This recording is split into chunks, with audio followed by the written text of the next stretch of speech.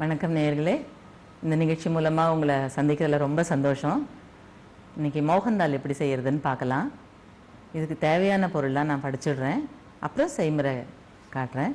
முதல்ல அந்த படிக்கிற நேரத்துக்கு முன்னாடி ஒரு 5 நிமிஷம் மாவை செட் பண்ணிக்கணும். என்னென்னா, கொடுத்துருக்குற அளவு கடலை மாவை ஒரு பவுலில் போட்டுக்கோங்க. அப்புறம் கொஞ்சமாக, அதாவது இப்போ 1 கப் நெய் எடுத்துருக்கோம் அப்படின்னா ஒரு 1/4 கப் நெய் அதுலேருந்து எடுத்துக்கோங்க.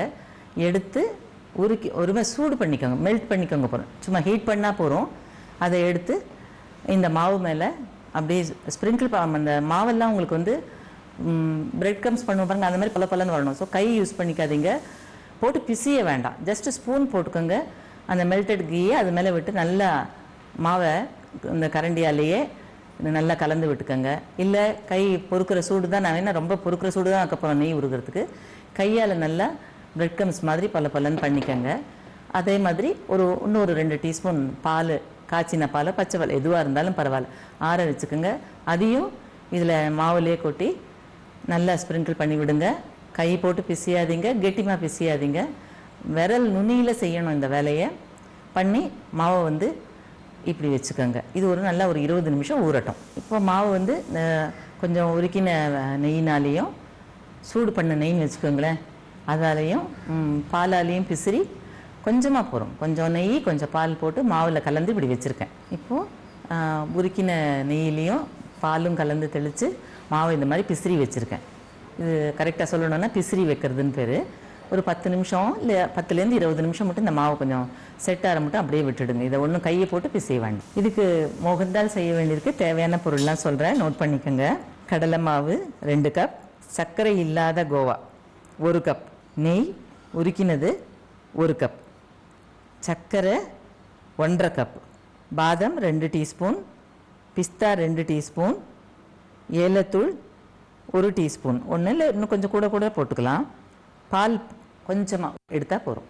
இப்போது வந்து பேலன்ஸ் நெய் இருக்கு இல்லையா, அதாவது இப்போது எவ்வளோ அளவு எடுத்தோமோ கொஞ்சம் தான் எடுத்து நான் அந்த கடலை மாவில் பிசிறி வச்சுருக்கேன். பேலன்ஸ் நெய்யை ஒரு எலுப்ப சட்டியில் போட்டு வச்சுக்கோங்க. அதில் இந்த மாவு பாலில் ஊறின மாவை போட்டு மெதுவாக வறுத்துட்டே இருங்க. அது வறுபட்டுட்டே இருக்கட்டும். இந்த மெயின் டைம் சர்க்கரையை வச்சுக்கோங்க. சர்க்கரை பாகு எடுக்கணும். சர்க்கரை பாகுன்னா நல்ல திக்கு பாகு, 2 கம்பி பாகு, நல்லா கெட்டிமாக சாந்து மாதிரி வரணும். அது மாதிரி பாகு எடுத்து வச்சுக்கோங்க. அவ்வளோதான். இது ரெடி ஆகிடுச்சுன்னா ரொம்ப ஈஸி. மாவையும் ஒரு நல்ல வாசனை வர அளவு நல்ல ப்ரௌனாக அந்த நெய்யில் ரோஸ்ட் பண்ணிக்கோங்க. ரோஸ்ட் பண்ணிவிட்டு சர்க்கரை பாகு ரெடியான அடுப்பு அணைச்சிடுங்க. அந்த பாத்திரத்தோட மாவு வறுத்துட்ருக்கீங்க இல்லையா, அது மேலே இந்த சர்க்கரை பாகை கொட்டிடுங்க. கொட்டிட்டு சர்க்கரை இல்லாத கோவா வச்சுருக்கோம் இல்லையா, அது நல்லா உதுத்துக்கோங்க. உதுத்து அதையும் ஆட் பண்ணிக்கோங்க. அதுக்கப்புறம் பாதாம், முந்திரி கொஞ்சம் கோயஸாக நறுக்கி வச்சுக்கோங்க. பவுடர் வேண்டாம், ஒரு 1-2 பொடியாக நறுக்கி வச்சுக்கோங்க. அதை இதில் ஆட் பண்ணிக்கோங்க. ரொம்ப சீக்கிரம் வந்துடும், ரொம்ப அலர்ட்டாக இருக்கணும். பக்கத்தில் எல்லாத்தையும் ரெடியாக வச்சுக்கோங்க. ஏன்னா பாகு ரெடி ஆகிடுச்சுன்னா ஒன்ஸ் மாவில் கொட்டினோடனே கேக் ரெடி தான். நல்லா கோவாவையும் சேர்த்து சுருளை கிளறி அதுவே வந்துடும். கொஞ்சம் தளன்னு இருக்கிறச்சி, ரொம்ப கெட்டிமாக கிளறி கொட்டாதீங்க. தளன்னு இருக்கிறச்சி நெய் தடவின தட்டில் கொட்டிட்டு பிஸ்தா கொஞ்சம் மேலே அலங்கரிக்கிறதுக்கு அதையும் ஸ்லைஸ் பண்ணி மேலே தூவிடுங்க. ரொம்ப நீங்கள் பாகு தெரியாத தளன்னு கொட்டினாலும் கவலைப்பட வேண்டாம். கொஞ்சம் ஆறினவுடனே நல்ல ஸ்லைஸ் போடலாம். நீங்கள் கொஞ்சம் ஆற விட்டு ஸ்லைஸ் போட்டு நீங்கள் அதை உபயோகப்படுத்தலாம். ரொம்ப அருமையாக இருக்கும் இந்த ஸ்வீட்டு. இப்போ நம்ம செய்முறைக்கு போகலாமா? மாவை நெய்யையும் கொஞ்சமாக பாலும் கொடுத்து பிசிறி வச்சுருக்கேன். இப்போ நான் சர்க்கரை பாகு வைக்க போகிறேன். 1 கப் மாவு எடுத்தோம் இல்லையா, ஸோ 3/4 கப் சர்க்கரை இருந்தால் போதும். இது 1/2 கப் ஆச்சு. இதில் பாதி 3/4, இது டிப்பார் அளவு தண்ணி. இது நல்லா திக்காக ஆகணும் பாகு. கொஞ்சம் கொதிச்சு பாகு இப்போ வர ஆரம்பிக்கிறச்சே நம்ம இதில் கடலை மாவு வறுக்கிறோம். நல்லா வறுக்கணும் கடலை மாவை. இந்த ஊறின கடலை மாவை எடுத்து பேலன்ஸ் நெய் இருக்கு இல்லையா, அந்த நெய்யில், அதாவது 1 கப் எடுத்தோம்னா 1/2 கப் நெய் போடும். 1/2 கப் நெய் போடும், 1/2 கப் கோவா போடும். அளவெல்லாம் நோட் பண்ணிக்கோங்க. நான் எல்லாருக்கும் சொல்கிற மாதிரி செய்யறது வருது, கொஞ்சம் தவறி போச்சு, சரியாக பதம் வரலன்னா கவலையே படாதீங்க. டக்குன்னு மைண்டில் ஓடணும், அது என்ன பண்ணால் அது சரியாயிடும்.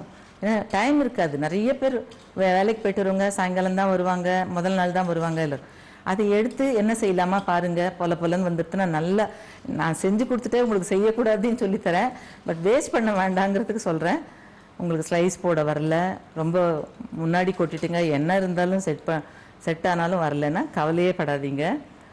ஒரு தட்டில் போட்டு நல்லா அந்த வந்ததை அமுத்தி வச்சுருங்க. எதுவும் மேல் கொண்டு இன்க்ரீடியன்ஸ்லாம் போட வேணாம், தூக்கி ஃப்ரிட்ஜில் போட்டுருங்க. நைட் இருந்துட்டோம், நல்லா செட் ஆகிடும் காலையில்.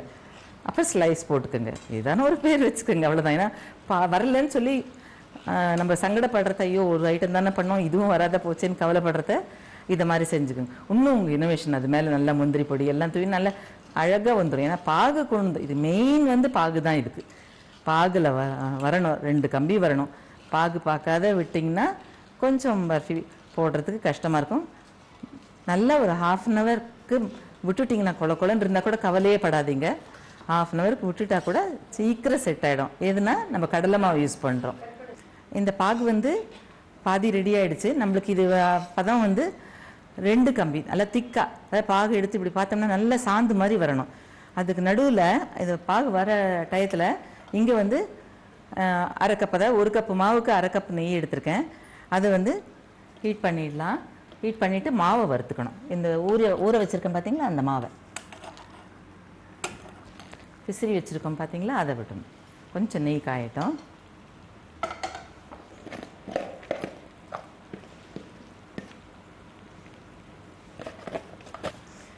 பாகும் கொதிச்சுட்டே இருக்கட்டும், மாவையும் வறுக்கணும். மாவு இப்போ நம்மளுக்கு ஒரு எல்லோயிஷாக இருக்கு இல்லையா, இது நல்லா ப்ரௌன் ஆகணும். பேலன்ஸ் நெய்க்கும் மாவுக்கும் சரியாக இருக்கணும். நான் கொஞ்சம் நெய் கூட விட்டுட்டேன், கவலையே பட வேண்டாம். கொஞ்சம் மாவு இதில் போட்டுக்கலாம். எதுக்குன்னா சீக்கிரம் வறுக்க முடியாது, சொதன்னு இருக்கும், அதனால தான். இதே நெய்யில் கொட்டி கடைசியில் இது பண்ணலாம். அது வேஸ்ட்டாக நம்மளுக்கு அது எவ்வளோ அளவோ நெய் எடுத்துகிட்டு மேலெல்லாம் கசிஞ்சிரும் உங்களுக்கு. அதுக்கு பதிலாக இப்படி கொஞ்சம் மாவை போட்டுக்கலாம். இப்போ நான் மாவு வறுத்துட்ருக்கேன். இன்னும் அது கலர் மாறலை, கொஞ்சம் ப்ரௌன் ஆகட்டும். ப்ரௌன் ஆகிடுச்சுன்னா ரொம்ப சீக்கிரம் ரெடி ஆகிடும். மாவு வறுக்கிறதும் பாகு வைக்கிறதும் 2ம் தான் ரொம்ப முக்கியமான ஐட்டம். இது கலரிட்டேன். பாகு ரெடி ஆகிடுச்சான்னு பார்க்கலாமா? இன்னும் வரணும். இதுக்கு நம்ம ஏலத்தூள் போடணும்னு அவசியம் இல்லை. ஏன்னா கடலை மாவு வாசனை கொஞ்சம் ஸ்பெஷலாக இருக்கும். தென் கோவா இருக்குது, சர்க்கரை இல்லாத கோவா போடுறோம். கோவாவும் இருக்கிறதுனால அந்த பால்கோவா வாசனை தூக்கலாக இருக்கணும் நம்மளுக்கு, அதனால நான் போடலை. இன்னும் கொஞ்சம் வரணும், கரெக்டாக இருக்கணும். இது மாவும் ரெடி ஆகணும், உங்களுக்கு பாகும் வந்துடும். ரொம்ப ஹை ஃப்ளேமில் வைக்காதீங்க, மாவு சின்னத்துலேயே வச்சுக்கோங்க. மாவு பாதி வறுபட்ட அப்புறம் கூட நீங்கள் சக்கரை பாகு ரெடி பண்ணிக்கலாம். ஓகே, ஏன்னா முதல்ல சக்கரை பாகு வச்சு அது ரெடி ஆகிடுச்சு வச்சுக்கோங்க, மாவு வறுக்கிறதுக்குள்ளே அது பூத்து போயிடும் உங்களுக்கு. அதனால் பார்த்து செஞ்சுக்கோங்க. இப்போ நம்மளுக்கு மாவும் நல்லா வறுத்துட்டோம், பாகும் ரெடி ஆகிடுச்சு. இந்த மாதிரி கோயா நல்லா உதுத்து வச்சுக்கோங்க. இது நான் 1/2 கப் போட போகிறேன். இப்போ இதை போட்டுட்டேன்.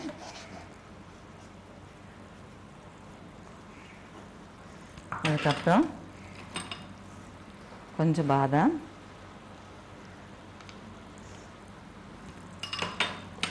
கொஞ்சம் முந்திரி, பிஸ்தா வச்சுருக்கேன் மேலே. ஆல்மோஸ்ட் எல்லாம் ரெடி ஆகிடுச்சு. ரெடியான சர்க்கரை பாகை இதில் கொட்ட போகிறேன் நான்.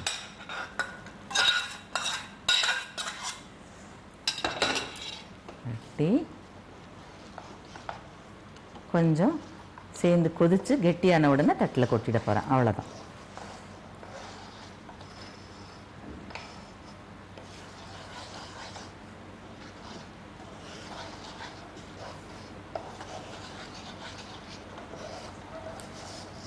இது கொதிக்கிறச்சே என்ன பண்ணேன்னு சொல்லிடுறேன். கடலை மாவு நீங்கள் அளவெல்லாம் ரெஃபர் பண்ணிக்கோங்க.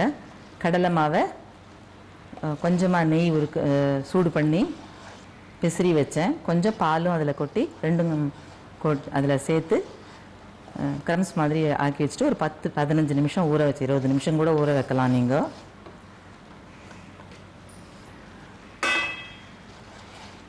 அதுக்கப்புறம் சர்க்கரை பாகு 1 கப் எடுத்திங்கன்னா 3/4 கப் சர்க்கரை பாகு நல்லா திக்காக வரணும்.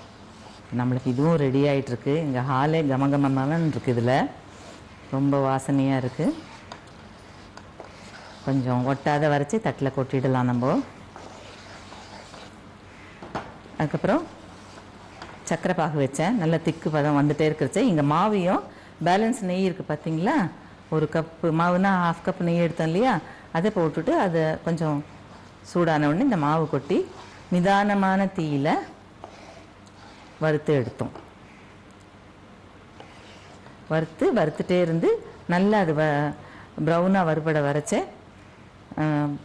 இந்த சர்க்கரை இல்லாத கோயாவை உதுத்து வச்சுக்கோங்க, அப்படியே கட்டியாக போட்டுறாதீங்க.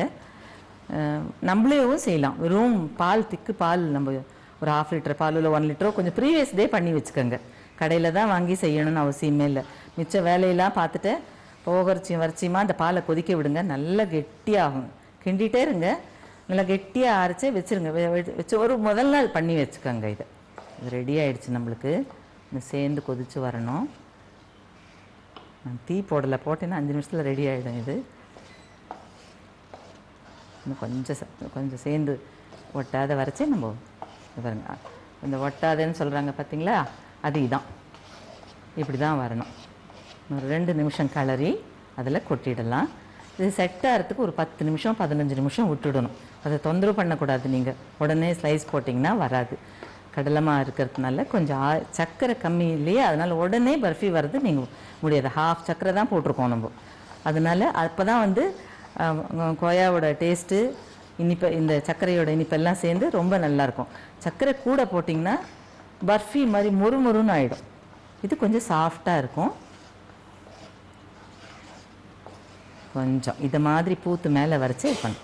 நான் சர்க்கரை பாகு ரெடி ஆன உடனே இந்த வறுத்துட்ருக்கிற மாவை சிம் பண்ணிட்டேன். சிம் பண்ணி பாகை கொட்டிட்டு கோயாவும் போட்டு நல்லா மிக்ஸ் பண்ணிவிட்டு பாதாம், முந்திரி கொஞ்சம் 1-2 மெல்லிசாக வடித்து வச்சுக்கோங்க. இது நடுவில் ஆஃப்டர் ரொம்ப நல்லாயிருக்கும். இப்போ உங்களுக்கு ரெடி ஆகிடுச்சு. நான் இதை தட்டில் போட போகிறேன். பார்த்தீங்களா, ரொம்ப அவசரமே பட வேண்டாம். நம்ம சொன்ன பேச்சு கேட்கும். இது ஏன்னா நம்ம கம்மியாக சர்க்கரை போட்டிருக்கோம். இப்போது ஒரு தாம்பாளத்தில் நெய் தடவி வச்சுருக்கேன், க்ரீஸ் பண்ணியிருக்கேன். அதில் இதை கொட்ட போகிறேன்.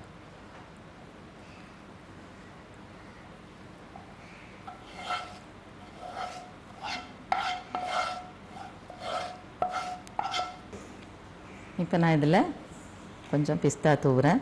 ரொம்ப நட்ஸாக இருக்குது, ஹெல்த் கான்ஷியஸாக இருக்கிறவங்க ஒரு நாள் எல்லாத்தையும் தியாகம் பண்ணிவிடுங்க. அது போடுற சாமான் போட்டால் தான் பொருள் நல்லா இருக்கும். கொஞ்சமாக தூவி எடுத்துருங்க. ஆறணும். இப்போ தொந்தரவே பண்ணாதீங்க. நல்லா 20 நிமிஷம் 30 நிமிஷம் போனால் நீங்கள் அழகாக இதை ஸ்லைஸ் பண்ணலாம். இப்போ அருமையான மோகன்தால் ரெடி ஆகிடுச்சு. இது இப்போ இம்மிடியட்டாக ஸ்லைஸ் போட முடியாது. ஒரு 10 to 15 மினிட்ஸ் நல்ல தாராளமாக ஆகும் உங்களுக்கு. அதை வச்சுக்கோங்க, அது ஆறட்டும். அதுக்குள்ளே நம்ம அடுத்த ஐட்டம் பார்த்துடலாம். அது பார்க்குறதுக்குள்ளே இது ஆயிடுச்சுன்னா நான் ஸ்லைஸ் போட்டு காமிச்சிடுறேன் உங்களுக்கு. அடுத்தது நம்ம பார்க்க போகிற ஐட்டம் ஒரு காரம் கத்தியான்னு. ரொம்ப ரொம்ப ஈஸி, ரொம்ப சிம்பிளான இன்க்ரீடியன்ஸ் தான். இதுக்கு தேவையான பொருள்லாம் சொல்லிடுறேன், எழுதிக்கோங்க. கத்தியாவுக்கு தேவையான பொருள்கள்: கடலை மாவு 1/2 கப், மிளகாய்த்தூள் 1 டீஸ்பூன், சமையல் soda plus baking powder 1/4 teaspoon, சமையல் soda 1/4 teaspoon, baking powder 1/4 teaspoon, உப்பு தேவையானது, எண்ணெய் பொரிக்கிறதுக்கு தேவையானது. இப்போ இது எப்படி செய்கிறதுன்னு பார்க்கலாமா? முதல்ல அந்த கொஞ்சமாக ஒரு 3 டீஸ்பூன் போல் பொரிக்கிறதுக்கு எண்ணெய் வச்சுருப்போம் இல்லையா, அது சூடான உடனே அதுலேருந்து ஒரு 3 டீஸ்பூனில் ஒரு 1/4 கரண்டி வச்சுக்கோங்களேன், ஒரு குழு கரண்டி சின்னதாக அந்த எண்ணெய் போரும் இதுக்கு. அதை முதல்ல போட்டுக்கோங்க ஒரு பவுலில். இந்த சமையல் சோடாவையும் பேக்கிங் பவுடர் 1/4 டீஸ்பூன் தான் 1/2 கப்புக்கு. இது இல்லாத பண்ண முடியாதான்னு கேட்காதீங்க. கொஞ்சம் கிறிஸ்பியாக இருக்கணும், ஏன்னா நம்ம அரிசி மாவு போட போகிறதில்ல. அதனால கிறிஸ்பியாக வரத்துக்கு இது ரெண்டும் ஹெல்ப் பண்ணணும். இது அது 1/4 டீஸ்பூன் போட்டுட்டு எண்ணெயோடு நல்லா குழச்சிக்கோங்க. நல்லா குழச்சதுக்கப்புறம் கடலை மாவு ஆட் பண்ணிக்கோங்க.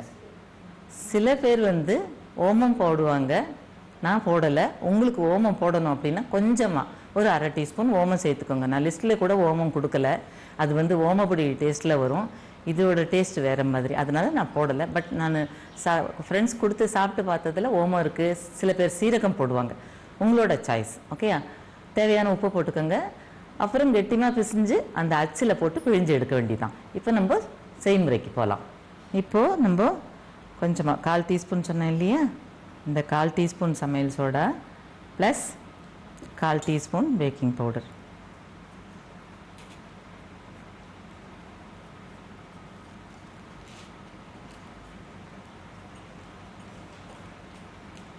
இப்போ நான் வந்து 1/4 டீஸ்பூன் சமையல் சோடா போட்டிருக்கேன், 1/4 டீஸ்பூன் பேக்கிங் பவுடர் போட்டிருக்கேன். பேக்கிங் பவுடர் ஓப்பன் பண்ணிங்கன்னா இம்மிடியட்டாக மூடிடுங்க. ஆச்சா, அதுக்கப்புறம் கொஞ்சமாக எண்ணெய், ஒரு இப்போ நான் வந்து பொரிக்கிறதுக்கு எண்ணெய் வச்சு காய வச்சுருக்கேன், அதுலேருந்தே நீங்கள் கொஞ்சமாக எண்ணெயை விட்டுக்கோங்க.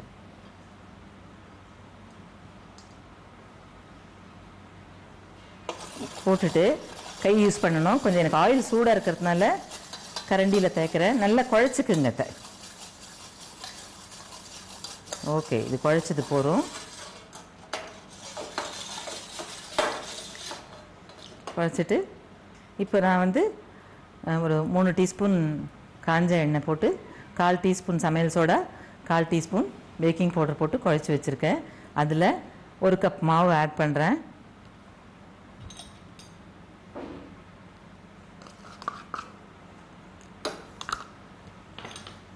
இதுக்கு தேவையான உப்பு போட்டுக்கலாம். அப்புறம் காரம்,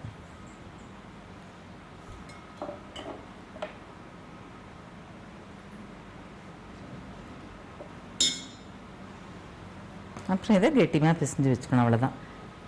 இது வந்து நார்மலாக இதுக்கு அச்சு கிடைக்கும், கத்தியா அச்சுன்னு கேட்டால் கிடைக்கும், பாருங்கள். இல்லைன்னா நம்மக்கிட்ட இருக்கிற அச்சு வச்சு யூஸ் பண்ணுங்க, அந்த டேஸ்ட் எல்லாம் ஒன்றா தான் வரும்.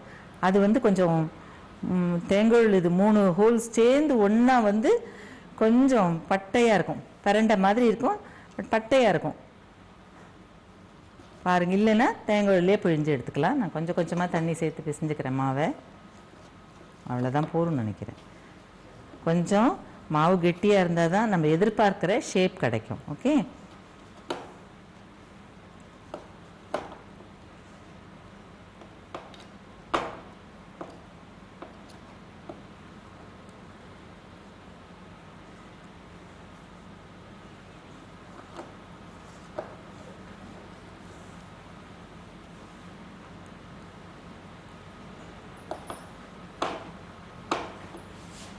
பிசைஞ்சாச்சு. கொஞ்சமாக எண்ணெயோ நெய்யோ கையில் விட்டுக்கோங்க, ஸோ தட் அழகாக கையில் ஒட்டாதைக்கு செஞ்சுடலாம். கொஞ்சமாக, ரொம்ப வேண்டாம்.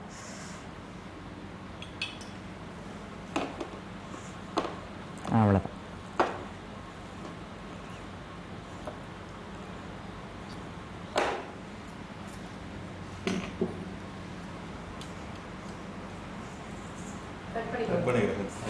ஆயில் சூடாகிட்டுருக்கு, நல்லா சூடாகிடுச்சான்னா கொஞ்சம் தண்ணி விடலாம். அதுக்கு பயப்படுறவங்க இந்த மாவையே கொஞ்சம் எடுத்து அதில் விட்டு பாருங்கள். நல்லா ரெடி ஆகிடுச்சு. நான் இந்த மாவு பிசைஞ்சதை இந்த அச்சில் போட்டு எடுத்திருக்கேன். நான் ஜஸ்ட் இந்த தேங்காய் இது 3 இதில் தான் போட்டிருக்கேன், தேங்காய் இருக்க அச்சில் தான் போட்டிருக்கேன். டேஸ்ட் எல்லாம் நல்லா வரும். நம்ம கையில் என்ன இருக்கிறதோ அதை வச்சு நம்ம செஞ்சுக்கலாம். பட் சிங்கிளாக உங்களுக்கு கிடச்சதுன்னா வாங்கி வச்சுட்டு அதை செய்யலாம். இந்த 3 ஹோல்ஸும் சேர்ந்து பக்கம் பக்கமாக இருக்கும், க்ளோஸாக இருக்கும், ஸ்டார் இல்லை, இந்த 3 ஹோல்ஸ் வரும். அந்த மாதிரி தள்ளி தள்ளி 3 இருக்கும். ட்ரை பண்ணுங்கள் கிடைக்குதான்னு. இல்லை வீட்டில் இருக்கிற இதை மாதிரி இல்லை ஒத்த ஸ்டார் முறுக்கு செய்வோம் பாருங்கள், அது கூட போட்டுக்கலாம் நம்ம. இப்போ எண்ணெய் ரெடி ஆகிடுச்சு.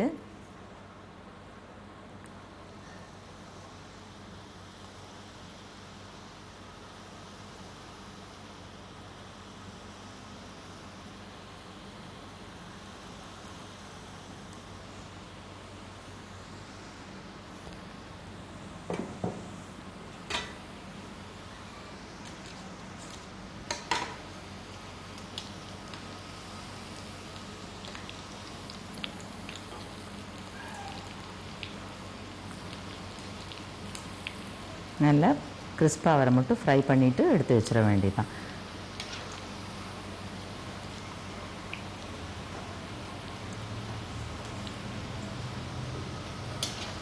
இதுக்கு அரிசி மாவு போடலை, நான் அரிசி மாவு கிடையாது. அந்த அரிசி மாவு கொடுக்குற கிறிஸ்ப்னஸ்க்கு தான் சமையல் சோடாவும் பேக்கிங் பவுடரும் போட்டிருக்கேன். நிறைய பேர் நினச்சிக்கலாம் இது போட வேண்டாம், அரிசி மாவு போட்டு நம்ம இந்த சோடா ரெண்டும் இல்லாத செய்யலான்னு மனசில் தோணலாம். பண்ணாதீங்க, நல்லா இல்லை. அந்த டேஸ்ட் வேறு மாதிரி இருக்குது, இது போட்டு செய்கிறது வேறு மாதிரி இருக்குது. அதனால் இப்படியே செய்யுங்க நீங்கள். இது எல்லாமே நம்ம வந்து டெய்லி பண்ணி சாப்பிட போகிறதில்ல. ஐயோ இந்த cooking soda it's very good for health, but அதோட பேக்ரவுண்டில் இப்போ நான் சொல்லலை, நீங்கள் கேட்டு தெரிஞ்சுக்கோங்க. முதல்ல ஐயோ குக்கிங் சோடா கூடாது, நல்லதில்லை அப்படிலாம் சொல்லுவாங்க. அதில் நிறைய குட் பாயிண்ட்ஸ்லாம் இருக்குது, பட் நம்ம ப்ரோக்ராம் அது இல்லை. ஸோ யூஸ் பண்ணிக்கலாம். நீங்கள் நல்ல முறுமுறுன்னு வந்துட்டு ஆல்மோஸ்ட் எல்லாம் ரெடி. சவுண்ட் கொஞ்சம் அடங்கிச்சுன்னா இதை எடுத்துட வேண்டியதுதான்.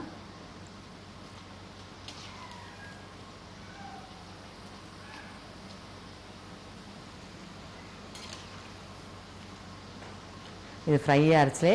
நான் எண்ணெய்லாம் சாமான் போட்டேன்னு ஒரு வாட்டி சொல்லிடுறேன். எண்ணெய் சூடு பண்ணி வச்சுட்டேன். கடலை மாவு எடுத்துட்டேன். கடலை மாவு எடுக்கிறதுக்கு முன்னாடி ஒரு எம்டி பவுலில், நல்லா மாவு பிசையக்கூடிய பவுலில் ஒரு 1/4 டீஸ்பூன் சமையல் சோடா, 1/4 டீஸ்பூன் பேக்கிங் பவுடர் ரெண்டும் போட்டு கொஞ்சம் அந்த சூடாகிட்டுருக்கிற எண்ணெய் லேசாக நம்ம கை பொறுக்கிற சூடில் போட்டு தேய்ச்சிக்கோங்க. எண்ணெயை ஊற்றி நல்லா குழச்சி எடுத்துட்டேன். அதுக்கப்புறம் மாவு ஆட் பண்ணிட்டேன். இந்த கடலை மாவை, சில்லி பவுடர், அப்புறம் உப்புத்தூள் போட்டு நார்மலாக நம்ம முறுக்கெல்லாம் பிழிவோம் பார்த்தீங்களா, ஓமப்படியில் அந்த அளவு அந்த கன்சிஸ்டன்சிக்கு மாவு பிசைஞ்சு இதில் போட்டுட்டேன். போட்டு இப்படி பிழிஞ்சு எடுத்திருக்கேன். இதுவும் ரெடி ஆகிடுச்சு. பார்க்கலாம் கிறிஸ்பாக இருக்கா இல்லை இன்னும் கொஞ்சம் நாள் இருக்கணுமான்னு பார்த்துடலாம். இன்னும் கொஞ்சமாக ஒரு 2 நிமிஷம் இருந்தால் போகிறோம்.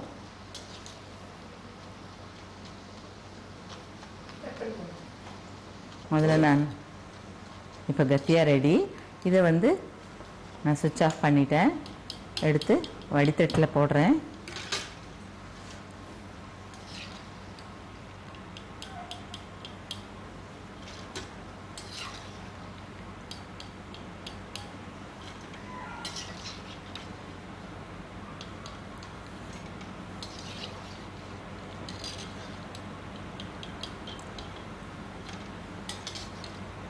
இதில் போட்டுட்டேன். இது வந்து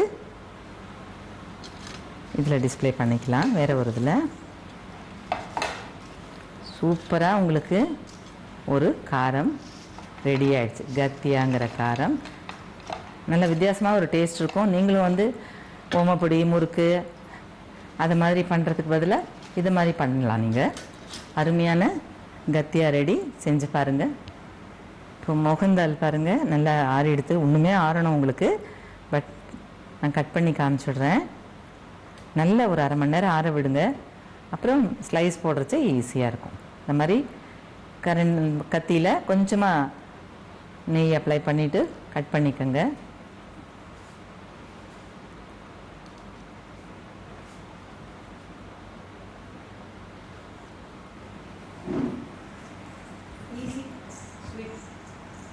இன்றைக்கி பார்த்த இந்த 2 ஐட்டமும், அதாவது காரம் கத்தியாவும் மோகன்தால் ஸ்வீட், அதுவும் எல்லோரும் பார்த்து ரசிச்சிருப்பீங்க. ரொம்ப ஈஸியாக இருக்கும். செஞ்சும் பாருங்கள், பார்த்ததோடு விடாத செஞ்சு பாருங்கள்.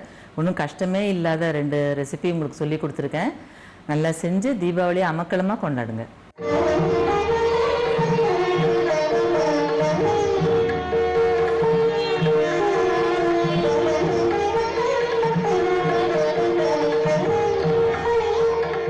மீண்டும் வேறு இது மாதிரி நல்ல ஒரு ரெசிபியோடு உங்களை சந்திக்கிறேன்.